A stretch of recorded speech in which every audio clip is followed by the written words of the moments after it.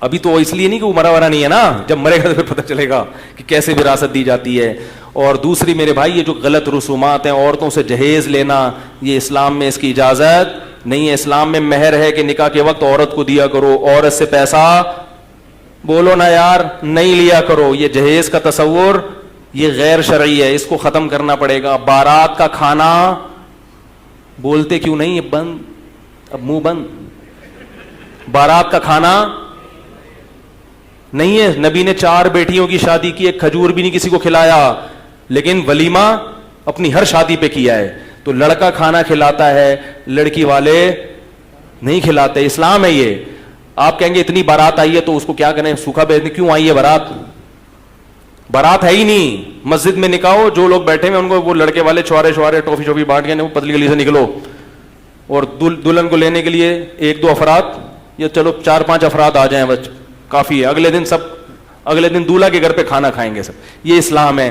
لیکن ہم اس کو فالو ابھی تو یوں کر رہے ہیں, لیکن کریں گے نہیں, مجھے پتا ہے. ابھی میں یہاں کوئی لگا دوں نا مجلس, پھر دیکھو جتنا مجمع ہے اور لوگ آ جائیں گے, یار مجلس ہو رہی ہے.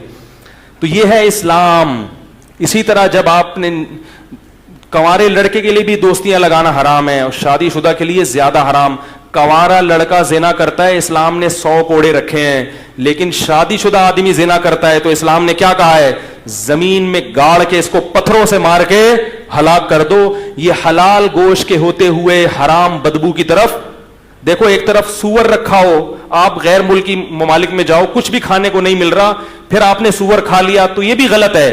لیکن ہم کہیں گے یار کچھ مل نہیں رہا تھا, لیکن ادھر ایک برگر ٹکے رکھے ہوئے ہیں بڑے بہترین گائے کے حلال گوشت کے, اور ادھر سور رکھا ہوا ہے, پھر بھی سور میں ہاتھ مار رہا ہے, یہ قابل معافی نہیں ہے. جبریل نے دیکھا نبی صلی اللہ علیہ وسلم جب معراج پہ گئے تو آپ نے دیکھا کچھ لوگ صاف ستھرا گوشت رکھا ہے اور وہ چھوڑ کر کیڑوں والا بدبودار گوشت کھا رہے ہیں. آپ نے پوچھا جبریل سے کہ یہ کون لوگ ہیں؟ نبی نے فرمایا یہ وہ لوگ ہیں جو حلال بیوی کو چھوڑ کر طوائفوں کے پاس جاتے تھے, حرام عورتوں کے پاس جاتے تھے. یہ وہ ہیں جن کو یہ عذاب دیا جا رہا ہے. اور آپ صلی اللہ علیہ وسلم نے معراج کی رات میں دیکھا کچھ لڑکے, کچھ لڑکیاں, کچھ مرد, کچھ عورت ننگے بدن آگ میں جل رہے ہیں. ننگے بدن, مرد اور عورت ننگے اکٹھے آگ میں جل رہے ہیں. جب آگ کے شعلے اوپر جاتے تو وہ بھی اوپر جاتے. نبی نے جبریل سے پوچھا یہ کون لوگ ہیں؟ جبریل نے فرمایا یہ آپ کی امت کے زنا کرنے والے مرد اور زنا کرنے والی عورتیں. اللہ نے زانی کو بھی برہنہ کیا اور جس سے زنا کیا تھا اس کو بھی ننگا کر کے دونوں کو آگ میں پھینک دیا ہے. اور یہ پوری جماعتیں ہوں گی, کیونکہ زنا 2-4 لوگ نہیں کر رہے, بہت لوگ کر رہے ہیں. اللہ کی آگ ٹھنڈی نہیں ہے میرے بھائی. اللہ کے لیے اتنی بڑی آگ بھڑکانا کوئی مشکل نہیں ہے. لَأَمْلَأَنَّ جَهَنَّمَ مِنَ الْجِنَّةِ وَالنَّاسِ أَجْمَعِينَ. اللہ نے کہہ دیا میں جہنم کو انسان اور جنات سے بھر دوں گا, تو انہی لوگوں سے جہنم بھرے گی. زانی پہ ترس مت کھایا کرو. زانی اللہ کی نظر میں مبغوض ہے, قابل رحم نہیں ہے. اگر زانی پر اللہ کو ترس آتا تو اللہ زانی کو دنیا میں پتھروں سے مار کے ہلاک کرنے کا حکم نہ دیتے. اس سے بڑی سزا کوئی ہو نہیں سکتی.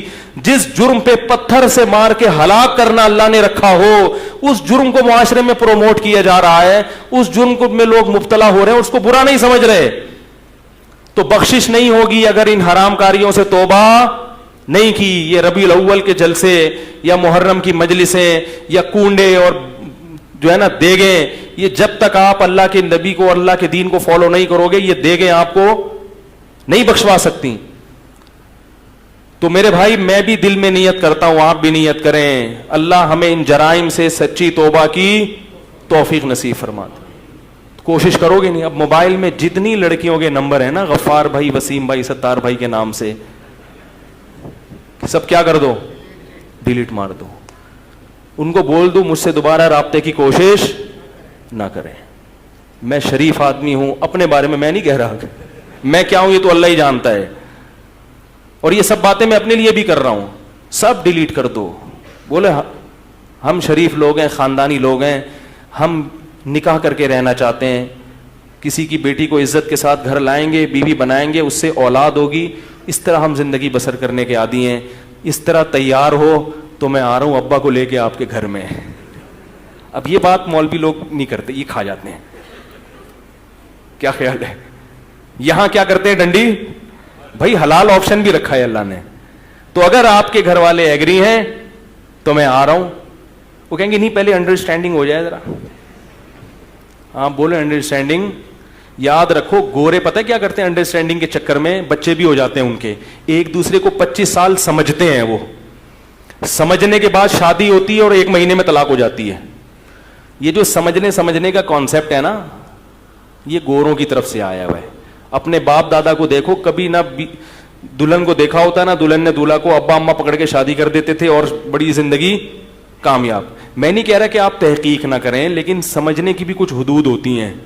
3 دن لگا لیے سمجھنے میں, بس ٹھیک ہے. 3 دن سے زیادہ بولو بھائی, یہ پھر سمجھنا نہیں ہے, پھر یہ چسکے لینے والی بات ہے. یعلم خائنۃ الاعین وما تخفی الصدور. اللہ سینوں کے بھیدوں کو بھی جانتا ہے اور آنکھوں کی خیانت کو بھی جانتا ہے. اللہ جانتے ہیں کون سمجھنے کے لیے بات کر رہا ہے اور کون چسکے لینے کے لیے بات کر رہا ہے. اللہ سب جانتے ہیں. تو دوستیاں مت لگاؤ.